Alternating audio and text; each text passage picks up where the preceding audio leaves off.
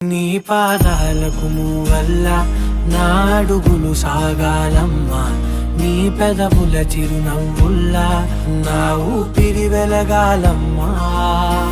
నిరంతరం నీ చంటి పాపల్లే ఉండాలి నేనన్నాళ్ళకి, నిన్ను దిలెంతగా ఎదగాలనుకోనే అమ్మా. అణువణువణు నీ కొలువే అమ్మా, ఎదసడిలో శృతిలయలు నువ్వే అమ్మా.